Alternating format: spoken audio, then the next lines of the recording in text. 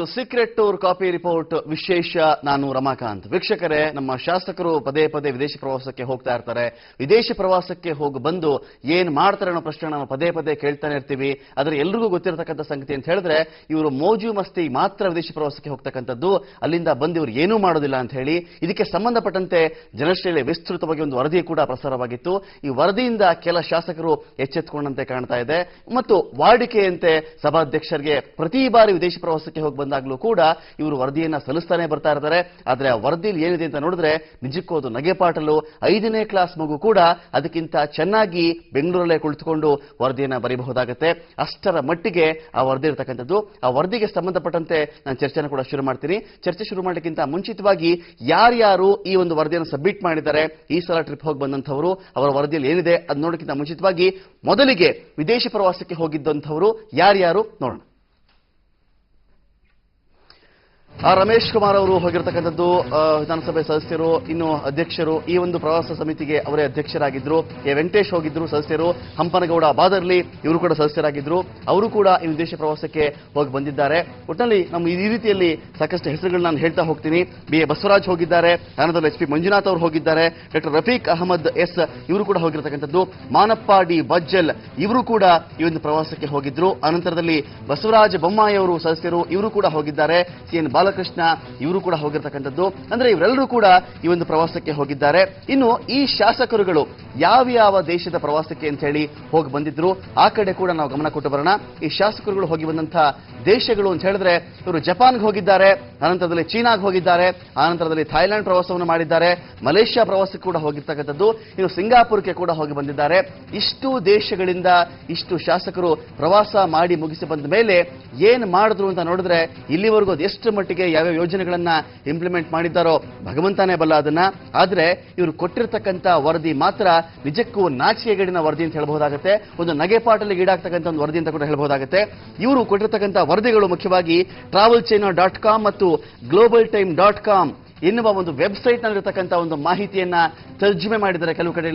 ಕೆಲವು ಕಡೆಗಳಲ್ಲಿ ಯಥಾವತ್ತಾಗಿ ಆ ಇಂಗ್ಲಿಷ್ ಅವತರಣಿಕೆಯನ್ನೇ ಇವರು ಮುದ್ರಿಸಿ ತಾವು ಹೋಗಿ ಬಂದಂತಹ ವರದಿಯ ಸಾರಾಂಶವಿದು, ನಾವು ಗಮನಿಸಿದಂಥ ಗಹನವಾದ ಅಂಶಗಳಿವು ಅನ್ನೋ ಒಂದು ವರದಿಯನ್ನ ಕೊಟ್ಟಿರ್ತಕ್ಕಂಥದ್ದು. ಆ ಒಂದು ನಾವು ಕ್ಯಾಮರಾದಲ್ಲಿ ನೋಡಬಹುದಾಗುತ್ತೆ, ವಿಜುವಲ್ಸ್ ಅನ್ನ ನೋಡ್ತಾ ಇದ್ದೀವಿ. ಇಲ್ಲಿ ಹೋಗಿರ್ತಕ್ಕಂಥದ್ದು ಇವರೇನು ಇಲ್ಲಿ ತೋರಿಸ್ತಾ ಇದ್ದೀವಿ ನಾವು ನಿಮಗೆ. ಇಲ್ಲಿರ್ತಕ್ಕಂಥ ಮಾಹಿತಿಗಳು ಯಾವುದೇ ವೆಬ್ಸೈಟ್ ನಲ್ಲಿ ಬೇಕಾದರೂ ಕೂಡ ಸುಲಭವಾಗಿ ಸಿಗ್ತಕ್ಕಂಥದ್ದು. ಬೆಂಗಳೂರಲ್ಲೇ ಕುಳಿತುಕೊಂಡು ಇದಕ್ಕಿಂತ ಅದ್ಭುತವಾಗಿರ್ತಕ್ಕಂಥ ವರದಿಯನ್ನ ತಯಾರು ಮಾಡಬಹುದಾಗುತ್ತೆ. ಎಂಥೆಂಥ ವರದಿಯಲ್ಲಿ ಇರ್ತಕ್ಕಂಥ ಅಂಶಗಳು ಅಂತ ನಾವು ಗಮನಿಸಲೇಬೇಕಾಗಿರ್ತಕ್ಕಂಥ ಅಂಶ ಅಂತ ಹೇಳಿದ್ರೆ, ಇವರು ಜಪಾನ್ ಅಲ್ಲಿ ಬುಲೆಟ್ ಟ್ರೈನ್ ನೋಡಿದ್ರಂತೆ, ಆನಂತರದಲ್ಲಿ ಚೈನಾದಲ್ಲಿ ಬುಲೆಟ್ ಟ್ರೈನ್ ಅಲ್ಲಿ ಪ್ರವಾಸ ಮಾಡಿದ್ರಂತೆ. ಆ ಬುಲೆಟ್ ಟ್ರೈನ್ ಅಲ್ಲಿ ಪ್ರವಾಸ ಮಾಡಬೇಕಾದ್ರೆ ಕನಿಷ್ಠ ಅಂತ ಹೇಳಿದ್ರೆ ಬುಲೆಟ್ ಟ್ರೈನ್ 300 ಕಿಲೋಮೀಟರ್ ಸ್ಪೀಡ್ ಅಲ್ಲಿ ಹೋಗ್ತಾ ಇರುತ್ತೆ. ಆ ಟ್ರೈನ್ ಒಳಗಡೆ ಕುಳಿತುಕೊಂಡು ಅಕ್ಕಪಕ್ಕದ ಕೃಷಿ ಚಟುವಟಿಕೆಗಳನ್ನ ನಾವು ಅಧ್ಯಯನ ಮಾಡಿದ್ವಿ ಅಂತ ಹೇಳಿ ಇವರು ಬರ್ಕೊಳ್ತಾರೆ. 300 ಕಿಲೋಮೀಟರ್ ಸ್ಪೀಡ್ ಅಲ್ಲಿ ಒಂದು ಟ್ರೈನ್ ಹೋಗಬೇಕಾದ್ರೆ ಕೃಷಿ ಚಟುವಟಿಕೆಯನ್ನು ಅಧ್ಯಯನ ಮಾಡಲಿಕ್ಕೆ ಸಾಧ್ಯ ಇದೆಯಾ ಅನ್ನೋ ಒಂದು ಪ್ರಶ್ನೆ ಎದುರಾಗುತ್ತೆ. ಇನ್ಯಾವುದೋ ಅಗ್ನಿ ಪರ್ವತಕ್ಕೆ ಒಂದು ಭೇಟಿಯನ್ನ ಕೊಡ್ತಾರೆ, ಜ್ವಾಲಾಮುಖಿಗೆ ಒಂದು ಭೇಟಿ ಕೊಡ್ತಾರೆ. ಜ್ವಾಲಾಮುಖಿಯಿಂದ ಕರ್ನಾಟಕ ಆಗಬೇಕಾಗಿರೋದು ಏನು, ನಮ್ಮ ರೈತರಿಗೆ ಅದರಿಂದ ಏನ್ ಲಾಭ ಇದೆ, ಇನ್ಯಾವುದೋ ಪರ್ವತ ಪ್ರದೇಶಕ್ಕೆ ಲಿಫ್ಟ್ ನಲ್ಲಿ ನಾವು ಹೋದ್ವಿ ಅಂತ ಬರ್ಕೊಳ್ತಾರೆ. ನವೆಂಬರ್ 1 ಇತ್ತು, ಪರಸ್ಪರ ನಾವು ಕನ್ನಡಮ್ಮನನ್ನ ಸ್ಮರಿಸ್ಕೊಳ್ತಾ ಕನ್ನಡ ರಾಜ್ಯೋತ್ಸವದ ಶುಭಾಶಯಗಳನ್ನು ವಿನಿಮಯ ಮಾಡ್ಕೊಂಡ್ವಿ ಅಂತ ದೊಡ್ಡ ವಿಷಯ ಅಂತ ಅದ್ರ ಬಗ್ಗೆ ಕೂಡ ಇವರು ಬರಿತಾ ಹೋಗ್ತಾರೆ. ಕನ್ನಡಮ್ಮನ ಬಗ್ಗೆ ಕರ್ನಾಟಕದಲ್ಲೇ ಇವರು ಎಷ್ಟೋ ಜನಕ್ಕೆ ಪ್ರೀತಿ ಇರೋದಿಲ್ಲ, ಕನ್ನಡಕ್ಕೋಸ್ಕರವಾಗಿ ಇವರು ಏನು ಕೊಡುಗೆಯನ್ನು ಕೊಟ್ಟಿಲ್ಲ, ಶುಭಾಶಯ ವಿನಿಮಯ ಮಾಡ್ಕೊಂಡಿದ್ದು ಮಾತ್ರ ದೊಡ್ಡ ಮಟ್ಟದಲ್ಲಿ ಹೆಸರಿಸ್ತಾ ಹೋಗ್ತಾರೆ. ಇದೇ ರೀತಿ ಈ ವರದಿಯಲ್ಲಿ ಸಾಕಷ್ಟು ಒಂದು ನಗೆಪಾಟಲಿಗೆ ಈಡಾಗ್ತಕ್ಕಂಥ ಅಂಶಗಳಿರ್ತಕ್ಕಂಥದ್ದನ್ನು ಕೂಡ ನಾವು ಗಮನಿಸ್ತಾ ಇದ್ದೀವಿ. ಇನ್ನು ನಾವು ಈ ಜನಶ್ರೀ ಮೂಲಕ ಕೇಳ್ತಾ ಇರ್ತಕ್ಕಂಥ ಪ್ರಶ್ನೆ ಅಂತ ಹೇಳಿದ್ರೆ, ಶಾಸಕರು ಇಂಥ ಪ್ರವಾಸಕ್ಕೆ ಹೋಗಬೇಕಾದ್ರೆ ನಿಮ್ಮದೇ ದುಡ್ಡು ತೆಗೆದುಕೊಂಡು ಹೋಗಿ ನೀವು ಪ್ರವಾಸ ಮಾಡಿ, ಜನರ ದುಡ್ಡಲ್ಲಿ ಶಾಸಕರ ಜಾತ್ರೆ ಆಗಬಾರದು ಅನ್ನೋದು ಮೊದಲ ಪ್ರಶ್ನೆ ಆಗಿರುತ್ತೆ. ನೀವು ನಿಮ್ಮ ದುಡ್ಡಿನಲ್ಲಿ ಪ್ರವಾಸ ಹೋಗಿದ್ರಾ ಅಥವಾ ನಮ್ಮ ದುಡ್ಡಲ್ಲಿ ಪ್ರವಾಸ ಹೋಗಿದ್ದೀರಾ? ನಮ್ಮ ದುಡ್ಡಲ್ಲಿ ಪ್ರವಾಸಕ್ಕೆ ಹೋದ ಮೇಲೆ ನಮಗೆ ಇನ್ ರಿಟರ್ನ್ಸ್ ನೀವೇನ್ ಕೊಡ್ತಾ ಇದ್ದೀರಿ? ನಿಮ್ಮ ಮೋಜು ಮಸ್ತಿಗೋಸ್ಕರವಾಗಿ ಜನರ ದುಡ್ಡು ಹಾಳಾಗಬೇಕಾಗತ್ತಾ? ಜನರ ಟ್ಯಾಕ್ಸ್ ದುಡ್ಡನ್ನ ನೀವು ತಿಂದು ತೇಗ್ತಾ ಇದ್ದೀರಿ ಯಾಕೆ ಅಂತ ಮೊದಲ ಪ್ರಶ್ನೆ ಇರುತ್ತೆ. ಇನ್ನು ಜನರ ಹಣದಲ್ಲಿ ಪರ್ವತಕ್ಕೆ ಹೋಗ್ತೀರಿ, ಬೀಚ್ಗೆ ಹೋಗ್ತೀರಿ, ಇದೇನ ನಿಮ್ಮ ಅಧ್ಯಯನ? ಒಂದು ಬೀಚ್ ಹೋಗಿ ಯಾವ ರೀತಿಯ ಅಧ್ಯಯನವನ್ನು ನೀವು ಮಾಡಲಿಕ್ಕೆ ಸಾಧ್ಯ ಇದೆ? ಬೀಚ್ನಿಂದ ನಮ್ಗಾಗಬೇಕಾಗಿರ್ತಕ್ಕಂಥದ್ದು ಏನು? ಬೀಚ್ ಅಧ್ಯಯನ ಮಾಡಲಿಕ್ಕೆ ನೀವು ವಿದೇಶಕ್ಕೆ ಹೋಗಬೇಕಾಗತ್ತಾ? ನಮ್ಮ ದೇಶದಲ್ಲಿ ಎಷ್ಟು ಸಮುದ್ರಗಳಿವೆ, ಆ ಸಮುದ್ರದಲ್ಲಿ ಎಷ್ಟು ಬೀಚ್ಗಳಿವೆ, ಇಲ್ಲೇ ಅಧ್ಯಯನ ಮಾಡಿ, ಇಲ್ಲೇ ಸೇವೆಗಳು ಉತ್ತಮಪಡಿಸಿ ವೆಬ್ಸೈಟ್ ಇಟ್ಕೊಂಡು ಚೆಕ್ ಮಾಡಿ. ನೀವು ಬೇಕಾದ್ರೆ ವೆಬ್ಸೈಟ್ನಲ್ಲಿ ಬೀಚ್ ಅಭಿವೃದ್ಧಿ ಹೇಗೆ ಮಾಡಬಹುದು ಅಂತ ಬಹುಶಃ ನಿಮ್ಗೆ ಅಲ್ಲೂ ಕೂಡ ಉತ್ತರ ಸಿಗಬಹುದಾಗುತ್ತೆ. ಇಂಥ ಕಾಟಾಚಾರದ ಪ್ರವಾಸ, ಮೋಜು ಮಸ್ತಿಯ ಪ್ರವಾಸ ನಿಮಗೆ ಯಾಕೆ ಬೇಕು ಅನ್ನೋ ನಮ್ಮ ಪ್ರಶ್ನೆ ಆಗಿರುತ್ತೆ. ನಾನು ಆಗ್ಲೇ ಕೇಳಿದಂತೆ 300 ಕಿಲೋಮೀಟರ್ ಸ್ಪೀಡ್ನಲ್ಲಿ ಹೋಗ್ತಕ್ಕಂಥ ಬುಲೆಟ್ ಟ್ರೈನಲ್ಲಿ ಕುಳಿತುಕೊಂಡು ಕೃಷಿ ಚಟುವಟಿಕೆ ವೀಕ್ಷಣೆ ಸಾಧ್ಯ ಇದೆಯಾ? ಕೃಷಿಯನ್ನು ನೋಡಬಹುದಾಗುತ್ತೆ, ನೀವು ಅಧ್ಯಯನ ಮಾಡ್ಲಿಕ್ಕೆ ಆಗೋದಿಲ್ಲ. ಎಲ್ಲೋ ಭತ್ತ ಬೆಳೆದಿರ್ತಾರೆ, ಆ ಭತ್ತ ತಳಿ ಏನು, ಅದಕ್ಕೇನು ಗೊಬ್ಬರ ಬೆಳೆಸಿದ್ದಾರೆ, ಎಷ್ಟು ವೈಜ್ಞಾನಿಕವಾಗಿ ಅಲ್ಲಿ ಬೆಳೆಯನ್ನ ಬೆಳೀತಾ ಇದ್ದಾರೆ, ಇದ್ರ ಬಗ್ಗೆ ನಿಮ್ಗೆ ಏನು ಮಾಹಿತಿ ಇದೆ? ಈ ಮಾಹಿತಿ ಬೇಕಾದ್ರೆ ಬೆಂಗಳೂರಲ್ಲೇ ಬನ್ನಿ, ನಾವೆಲ್ಲರೂ ಕುಳಿತುಕೊಂಡು ಇದ್ರ ಬಗ್ಗೆ ಚರ್ಚೆ ಮಾಡೋಣ. ಇಲ್ಲಿಂದನೇ ವೆಬ್ಸೈಟ್ ಅಲ್ಲಿ ಡೌನ್ಲೋಡ್ ಬೇಕಾದ್ರೂ ಮಾಡ್ಕೊಳ್ಳೋಣ. ಅದ್ರ ಬಗ್ಗೆ ಇರ್ತಕ್ಕಂಥ ಎಲ್ಲ ಇನ್ಫಾರ್ಮೇಶನ್ ಅನ್ನ ನಾವು ನಿಮ್ಮ ಜೊತೆಲಿ ಶೇರ್ ಮಾಡ್ಕೊಳ್ತೀವಿ. ಅಟ್ಲೀಸ್ಟ್ ಆ ಇನ್ಫಾರ್ಮೇಶನ್ ಆದ್ರೂ ಕೂಡ ನೀವು ನಿಮ್ಮ ಕ್ಷೇತ್ರಗಳಲ್ಲಿ ಇಂಪ್ಲಿಮೆಂಟ್ ಮಾಡಿ, ಆ ಮೂಲಕವಾಗಿ ಕ್ಷೇತ್ರದ ಅಭಿವೃದ್ಧಿ ಮಾಡಲಿಕ್ಕೆ ಪ್ರಯತ್ನವನ್ನ ಪಡಿ ಅಂತ ನಾವು ಕೂಡ ಹೇಳ್ತೀವಿ. ಇನ್ನು ಕಾಟಾಚಾರಕ್ಕೋಸ್ಕರವಾಗಿ ಏನೋ ವರದಿ ಕೇಳಿದ್ದಾರೆ, ನಾವು ಟ್ರಿಪ್ ಹೋಗಿದ್ವಿ, ಮಜಾ ಮಾಡಿದ್ವಿ, ಒಂದು ವರದಿಯನ್ನು ಸಲ್ಲಿಸಿಬಿಟ್ರಾಯ್ತು ಕಾಟಾಚಾರಕ್ಕೆ ಅಂತ ಹೇಳಿ cut and paste, copy paste ಕೆಲಸವನ್ನ ಮಾಡಲಿಕ್ಕೆ ಇಷ್ಟು ಜನ ಇಷ್ಟು ದುಡ್ಡನ್ನು ಖರ್ಚು ಮಾಡಿಕೊಂಡು ಇಷ್ಟು ದಿನ ಪ್ರವಾಸವನ್ನ ಹೋಗಬೇಕಾಗಿತ್ತಾ? ಇದು ಕೂಡ ನಮ್ಮ ಒಂದು ಪ್ರಶ್ನೆ ಆಗಿರುತ್ತೆ. ಇನ್ನು ಮಾಧ್ಯಮಗಳು ವರದಿಯನ್ನ ಮಾಡ್ತಾ ಇದ್ವು, ಶಾಸಕರೇ ನಿಮ್ಮ ವಿದೇಶಿ ಪ್ರವಾಸದ ಉದ್ದೇಶ ಏನು? ಯಾವ ಕಾರಣದಿಂದಾಗಿ ವಿದೇಶಿ ಪ್ರವಾಸಕ್ಕೆ ಹೋಗ್ತಾ ಇದ್ದೀರಿ? ಇನ್ನು ಹೋಗಿರ್ತಕ್ಕಂಥ ಇಲ್ಲಿ ಸದಸ್ಯರುಗಳಿಗೂ ಅವರಿರ್ತಕ್ಕಂಥ ಕ್ಷೇತ್ರಗಳಿಗೂ ಅಲ್ಲಿರ್ತಕ್ಕಂಥ ಭಾರತ ಪರಿಸ್ಥಿತಿಗೂ ನೀವು ಅಧ್ಯಯನ ಮಾಡೋದಕ್ಕೂ ಏನಾದರೂ ಸಂಬಂಧ ಇದೆಯಾ ಸ್ವಾಮಿ ಅಂತ ನಾವು ಪ್ರಶ್ನೆ ಕೇಳ್ತಾನೆ ಬರ್ತಾ ಇದ್ವಿ. ಆದರೆ ಆ ಪ್ರಶ್ನೆಗೆ ನೀವು ಕೊಟ್ಟಿರ್ತಕ್ಕಂಥ ಉತ್ತರ ಅಂತ ಹೇಳಿದ್ರೆ, ಇಲ್ಲಿ ಇಂಥ ಪರ್ವತ ಸಮುದ್ರ ಮಟ್ಟದಿಂದ ಇಷ್ಟು ಎತ್ತರದಲ್ಲಿದೆ, ಈ ಬೀಚ್ ಬಹಳ ಸುಂದರವಾಗಿತ್ತು, ನಾವು ಇಂಥ ಪ್ಲೇಸ್ಗಳಿಗೆ ವಿಸಿಟ್ ಮಾಡ್ತಾ ಇದ್ವಿ, ಅಲ್ಲಿ ಅಭಿವೃದ್ಧಿ ಗಮನಿಸಿದ್ವಿ, ವಿಮಾನ ನಿಲ್ದಾಣದಲ್ಲಿ ಸಿಗರೇಟ್ ಸೇದಕ್ಕೆ ಪ್ರತ್ಯೇಕ ಒಂದು ಕೊಠಡಿಯನ್ನು ಕೊಟ್ಟಿದ್ದಾರೆ, ಎಂಥ ಅದ್ಭುತ, ಇಂಥ ಸೇವೆಗಳನ್ನ ನಮ್ಮ ವಿಮಾನ ನಿಲ್ದಾಣದಲ್ಲೂ ಮಾಡಿದ್ರೆ ಎಷ್ಟು ಚೆನ್ನಾಗಿರುತ್ತೆ ಅಂತೆಲ್ಲ ಬರ್ಕೊಂಡಿದ್ದೀರಲ್ಲ, ಯಾವ ನೈತಿಕತೆ ಇದೆ ಸ್ವಾಮಿ ನಿಮಗೆ? ಯಾವ ನೈತಿಕತೆ ಇಟ್ಕೊಂಡು ಇಂಥ ಒಂದು ವರದಿ ನೀವು ತಯಾರಿಸ್ತಾ ಇದ್ದೀರಿ? ಇದು ಕೂಡ ನಮ್ಮ ಪ್ರಶ್ನೆ ಆಗಿರುತ್ತೆ ಈ ಸಂದರ್ಭದಲ್ಲಿ. ಇನ್ನು ವರದಿಯಲ್ಲಿ ಇಂಗ್ಲಿಷ್ ಮತ್ತು ಕನ್ನಡ ಭಾಷೆಯ ಮಿಶ್ರಣವನ್ನ ಯಾಕೆ ಮಾಡಿದ್ದೀರಿ ನೀವು? ನಿಮ್ಮ ಇಂಗ್ಲಿಷ್ ಭಾಷೆಯನ್ನ ಅಲ್ಲಿ ಯಾಕೆ ಕೋಟ್ ಮಾಡ್ಲಿಕ್ಕೆ ಬಳಸ್ಕೊಂಡಿದ್ದೀರಿ? ಈ ಇಂಗ್ಲಿಷ್ ಸಾಲುಗಳನ್ನ ನೀವು ಯಥಾವತ್ತಾಗಿ ವೆಬ್ಸೈಟ್ಗಳಿಂದ ಕಾಪಿ ಮಾಡಿದ್ದೀರಿ. ಈ ಕಾಪಿ ಪೇಸ್ಟ್ ಕೆಲಸವನ್ನ ಮಾಡಲಿಕ್ಕೆ ಶಾಸಕರೇ ನೀವೇ ಹೋಗಬೇಕಾಗಿಲ್ಲ, ಯಾರು ಬೇಕಾದರೂ ಮಾಡ್ತಾರೆ. ಇನ್ನು ಮುಂದೆ ಇಂಥ ಪ್ರವಾಸಗಳು ನಿಮ್ಮ ಘನತೆಗೆ ಶೋಭೆ ತರುವಂತಹದ್ದಲ್ಲ. ಇನ್ ಕೇಸ್ ನೀವಿಂಥ ಟೂರ್ಗಳು ಹೋಗಲೇಬೇಕು ಅನ್ನೋದಾದ್ರೆ ಸಕಾರಣವನ್ನು ತಿಳಿಸಿ ಅಲ್ಲಿ ಅಧ್ಯಯನ ಮಾಡ್ಕೊಂಡು ಬಂದು ನೀವೇ ವರದಿ ತಯಾರಿಸಿ, ವರದಿಯನ್ನು ಕೂಡ ಯಾರಿಗೋ ಗುತ್ತಿಗೆ ಕೊಟ್ಬಿಟ್ಟು ವರದಿ ತಯಾರಿಸಬೇಡಿ. ಲಾಸ್ಟ್ ಅಲ್ಲಿ ನಿಮ್ಮ ಸಿಗ್ನೇಚರ್ ಮಾಡಲಿಕ್ಕೆ ಮಾತ್ರ ಈ ವರದಿಯನ್ನು ಸೀಮಿತ ಮಾಡ್ಕೊಳ್ಬೇಡಿ ಅಂತ ಕೂಡ ನಮ್ಮ ಒಂದು ಆಗ್ರಹವಾಗಿರುತ್ತೆ.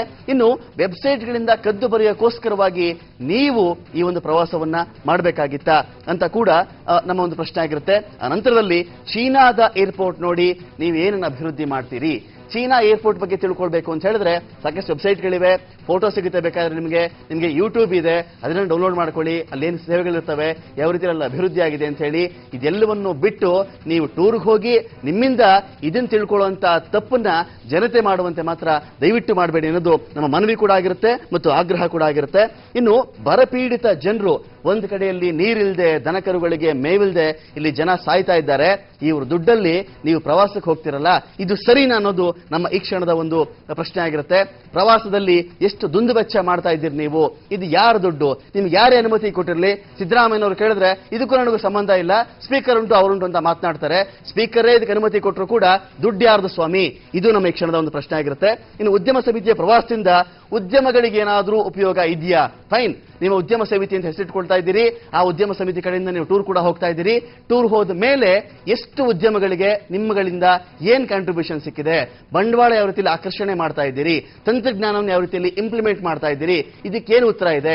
ಇಲ್ಲಿವರೆಗೆ ಬಹುತೇಕ ಶಾಸಕರ ತಂಡಗಳು ಬಹುತೇಕ ಸಂದರ್ಭಗಳಲ್ಲಿ ವಿದೇಶಿ ಪ್ರವಾಸ ಹೋಗಿ ಬಂದಿದ್ದೀರಿ. ಕಿಂಚಿತ್ತಾದರೂ ನಮ್ಮ ಈ ಒಂದು ವ್ಯವಸ್ಥೆಯಲ್ಲಿ ಬದಲಾವಣೆ ಆಗಿದ್ರೆ ದಯವಿಟ್ಟು ಅದನ್ನ ನಮ್ಮ ಮುಂದೆ ಕೂಡ ಅದನ್ನ ಪ್ರಸ್ತುತಪಡಿಸಬಹುದಾಗುತ್ತೆ. ನಾವು ಕೂಡ ಜನತೆಗೆ ತಿಳಿಸ್ತಕ್ಕಂಥ ಪ್ರಯತ್ನವನ್ನ ಮಾಡ್ತೀರಿ. ಬರಪೀಡಿತ ಪ್ರದೇಶಗಳಲ್ಲಿ ಜನ ಸಾಯ್ತಾ ಇರಬೇಕಾದ್ರೆ ನಿಮಗೆ ಮೋಜು ಮಸ್ತಿ, ಸಿಂಗಾಪುರ್, ಜಪಾನ್, ಚೈನಾ ಇವೆಲ್ಲ ಬೇಕಾ ಸ್ವಾಮಿ ಅನ್ನೋದು ನಮ್ಮ ಒಂದು ಪ್ರಶ್ನೆ ಆಗಿರುತ್ತೆ. ಇನ್ನು ಬೀಚ್ ನಲ್ಲಿ ಆಗ್ಲೇ ಕೇಳ್ತಾ ಬಂದೆ ನಾನು, ಏನು ಅಧ್ಯಯನ ಮಾಡಿದಿರಿ ಅಂತ ಹೇಳಿ. ನಿಮಗೆ ಅಲ್ಟಿಮೇಟ್ಲಿ ನಮ್ಮ ಕ್ವಶನ್, ಜನರಿಗೆ ಮೋಸ ಮಾಡಲಿಕ್ಕೆ ನಾಚಿಕೆ ಆಗಲ್ವಾ? ಒಂದು ನೈತಿಕತೆ ನಿಮ್ಗೆ ಇದೆಯಾ ಅನ್ನೋದು ನಮ್ಮ ಈ ಕ್ಷಣದ ಪ್ರಶ್ನೆ ಆಗಿರುತ್ತೆ. ಎಲ್ಲ ಪ್ರಶ್ನೆಗಳನ್ನ ಇಟ್ಕೊಂಡು ನಾನು ಇದೀಗ ಚರ್ಚೆಯನ್ನು ಕೂಡ ಶುರು ಮಾಡ್ತಾ ಇದ್ದೀನಿ. ಈ ಒಂದು ಚರ್ಚೆಯಲ್ಲಿ ಪಾಲ್ಗೊಳ್ಳೋದಕ್ಕೆ ನಮ್ಮೊಂದಿಗೆ ವಿಂಗ್ ಕಮಾಂಡರ್ ಆಗಿರ್ತಕ್ಕಂಥ ಜಿ.ಬಿ. ಅತ್ರಿ ಅವರಿದ್ದಾರೆ. ಜಿ.ಬಿ. ಅತ್ರಿ ಅವರೇ, ಈ ಚರ್ಚೆಗೆ ನಿಮಗೆ ಸ್ವಾಗತ. ಅನಂತರದಲ್ಲಿ ಡಾಕ್ಟರ್ ಎಲ್ ಹನುಮಂತಯ್ಯ ಅವರು ಕೂಡ ಇದ್ದಾರೆ, ಕಾಂಗ್ರೆಸ್ನ ಮುಖಂಡರು. ಹನುಮಂತಯ್ಯ ಅವರೇ, ಈ ಚರ್ಚೆಗೆ ನಿಮಗೆ ಸ್ವಾಗತ. ಇನ್ನು ಜೆಡಿಯು ಮುಖಂಡ ಆಗಿರ್ತಕ್ಕಂಥ ಎಂ.ಪಿ. ನಾಡಗೌಡರು ಇದ್ದಾರೆ. ನಾಡಗೌಡ್ರೆ, ಈ ಚರ್ಚೆಗೆ ನಿಮಗೆ ಸ್ವಾಗತ. ನನ್ನ ಮೊದಲನೇ ಪ್ರಶ್ನೆ ನಾಡಗೌಡ್ರೆ, ಇಂದು ಒಂದು ವರದಿಯನ್ನು ತರಿಸಿಕೊಟ್ಟಿರ್ತಕ್ಕಂಥದ್ದು ನಮ್ಮ ಘನತೆವೆತ್ತ ವಿಧಾನಸಭೆಯ ಸದಸ್ಯರು, ಸಾಕಷ್ಟು ಜನ ಹಿರಿಯರು ಅನ್ಸ್ಕೊಂಡಿದ್ದಾರೆ, ಇಲ್ಲಿ ಅನುಭವಿಗಳು ಅನ್ಸ್ಕೊಂಡಿದ್ದಾರೆ, ವಾಕ್ಪಟುಗಳು ಅಂತ ಅನ್ಸ್ಕೊಂಡಿರ್ತಕ್ಕಂಥವ್ರು ಕೊಟ್ಟಿರ್ತಕ್ಕಂಥ ವರದಿ ಬಗ್ಗೆ ಸಾಕಷ್ಟು ಅಂಶಗಳ ಬಗ್ಗೆ ನಾನು ಹೇಳಿದೆ. 300 ಕಿಲೋಮೀಟರ್ ಸ್ಪೀಡ್ ಒಂದು ಬುಲೆಟ್ ಟ್ರೈನ್ ಹೋಗ್ತಾ ಇರುತ್ತೆ, ಅಕ್ಕಪಕ್ಕದ ಕೃಷಿ ಚಟುವಟಿಕೆಗಳನ್ನ ನಾವು ನೋಡಿದ್ವಿ ಅಂತ ಬರೀತಾರೆ. ಇದನ್ನ ಹೇಳಲಿಕ್ಕೆ ಇವರು ಟೂರ್ ಮಾಡಬೇಕಾಗಿತ್ತ ಅಂತ ನನ್ನ ಪ್ರಶ್ನೆ, ಮೊದಲನೇ ಪ್ರಶ್ನೆ. ಇಲ್ಲಿ ಈ ರೀತಿ ಪ್ರಶ್ನೆ ಹಾಕಿದ್ರೆ ಅದಕ್ಕೆ ಉತ್ತರ ಕೊಡೋದು ಬಹಳ ಕಷ್ಟ. ಓಕೆ, ಒಂದು ಯಾವ ರೀತಿ ಹೋಗಿದ್ದಾರೆ, ಏನಾಗ್ತಾ ಇದೆ ಅದು ತಪ್ಪು. ಅದ್ರ ಬಗ್ಗೆ ನಾವು ಡಿಫೆಂಡ್ ಮಾಡ್ಕೊಳ್ಳುವಂತ ಅರ್ಥ ಇಲ್ಲ. ಯಾವ್ದಕ್ಕಾಗಿ ಈ ಟೂರ್ ಪ್ರೋಗ್ರಾಮ್ಗಳನ್ನು ಸೃಷ್ಟಿ ಮಾಡಿದ್ವೋ ಅದು ಏನಾಗ್ತಾ ಇದೆ, ಇದು ಒಂದರಲ್ಲಿ ವ್ಯತ್ಯಾಸ ಮಾಡ್ಕೋಬೇಕು. ನಾವೇನೋ ಮಾತಾಡೋಕ್ಕಿಂತ ಮುಂಚೆ ಯಾಕೆ ಬಂತಿದು, ಪ್ರದೇಶಕ್ಕೆ ಹೋಗುವಂಥದ್ದು ಯಾಕೆ ಬಂತು? ನಮ್ಮ ಲೆಜಿಸ್ಲೇಚರ್ನಲ್ಲಿ ಏನಿದೆ ಅಂದ್ರೆ, ನಮಗೆ ವರ್ಷಕ್ಕೆ 2 ಸರಿ ಬೇರೆ ಬೇರೆ ಉತ್ತರ ಪ್ರದೇಶ ಅಲ್ಲ ನಾರ್ತ್ ಸೌತ್ ಟೂರ್ ಮಾಡಕ್ಕೆ ಪರ್ಮಿಷನ್ ಇದೆ.